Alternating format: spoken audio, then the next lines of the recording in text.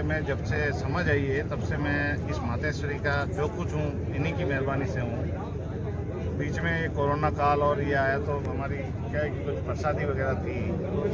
मैं खुद ही जयपुर से अभी सुबह आया हूँ। मुझे तो यही मालूम था कि वह थोड़ी सी प्रसादी करनी है वहाँ पे तो खाने के लिए, लेकिन इन्होंने इतना आयोजन हमारे भाई बंधुओं ने कर दिया तो मेरे को खुद को भी इतना वो नहीं था कि भाई इतना लंबा चौड़ा कोई का है।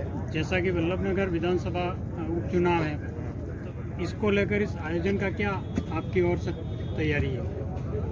तो हमारे जैसे कांग्रेस में क्या है आपको बताऊं कि आयोजन होते रहते हैं। इसमें तो टिकट तो हमारे काबिलियत देखते हुए ऊपर से जो टिकट आता है उसी को स्वीकार करना पड़ता है। सच्चाई थी है क्योंकि मैं बहुत लंबे कार्यकर्ताओं की जो आज यहाँ सम्मेलन में भावना देखी गई कि आपके प्रति टिकट की मांग की जा रही है। नहीं, मांग वाली ऐसी कुछ नहीं। इनकी ये इच्छा है कि भाई हमें ऐसा प्रत्याशी चाहिए जो हमारा काम करा सके, जो मतलब जुझारू वाले स्टाइल का प्रत्याशी चाहिए। क्योंकि इन्होंने मेरी थोड़े से दिन में वर्किंग स्टाइल देखी है अभी।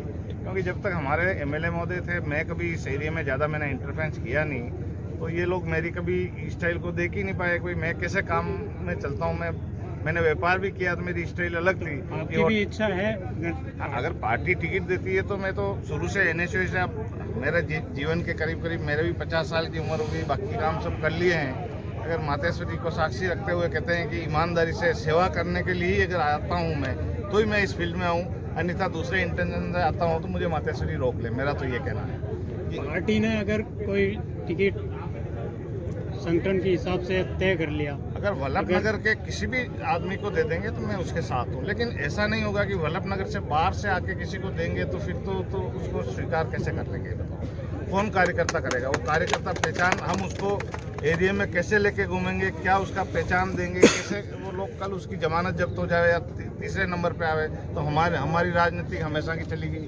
तो जब तक चुनाव की तारीखों का ऐलान नहीं हो और आपकी पार्टी की ओर से टिकट फाइनल नहीं हो तब तक आप इस मंच से जनता या मतदाताओं या आपके कार्यकर्ताओं को क्या संदेश देना चाह रहे हैं? मैं तो ये संदेश देना चाहता हूँ कि भाई हमारी कांग्रेस पार्टी भी सत्ता में है। आप लोगों के जो अधूरे विकास गजेंद्र सिंह जी नहीं करा पाए थे, वो विकास कार्यों में मैं कैसे मेरी भूमिका तुम्हारे लिए अदा करके इस एरिया का विकास कर सकूं। क्योंकि मैं गुलाब सिंह जी के साथ रहा, मैंने उनकी स्टाइल में काम देखा हुआ। मुझे इंतजार और लोगों को लल्लाना और ये चीज़ें मुझे पसंद नहीं है। मैं तो अगर कहता हूँ कि काम होगा तो फिर वो 24 घंटे में ही होगा। मतलब ये इन लोगों ने देखा है कि जबकि प्रोसेस में आप जानते हो कि सप्ताह भर लग जाता है। तो मैंने तो इतनी रिस्क भी ली कि अधिकारियों को ये भी कहा कि अगर सरकार पैसा नहीं देगी तो मैं कहीं से भी ला के आप लोगों पे कोई आँच नहीं आने दूंगा, लेकिन मेरी जनता का काम करो। सर तो अधिकारी हटके है, हालांकि इस राजनीति से जुड़ा हुआ ही मामला है। कल या परसों एक सोशल मीडिया में किसी अन्य पार्टी द्वारा कोई टिप्पणी की गई थी, उस संदर्भ में आपका क्या कहना? कौन सी?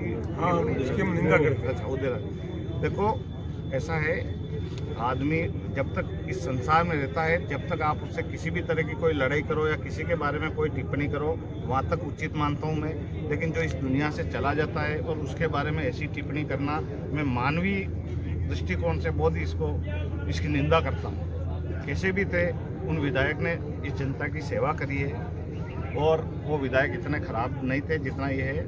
और जहाँ तक दारू पीने का सवाल है तो दारू तो फिर दुनिया को मालूम है कि दुकानें किस लिए है, सब पीते हैं दारू, कौन नहीं पीता है? जो ये कहने वाले हैं उनको भी जाके आप पूछ लेना कि आपने कितनी पी अभी तक और कितने पीते हो। दारू सब पीते हैं, ऐसी फालतू बातें किसी के लिए। मैं इस चीज़ को बड़ी यूँ मानता हूँ कि ये मैच्योरिटी नहीं है आदमी की। जिस लेवल से वो विधानसभा का इलेक्शन लड़े हैं, आज प्रत्याशी जो भी थर्ड रहे सेकंड रहे, लेकिन इसे जिम्मेदार आदमी को इस तरह से नहीं बोलना चाहिए।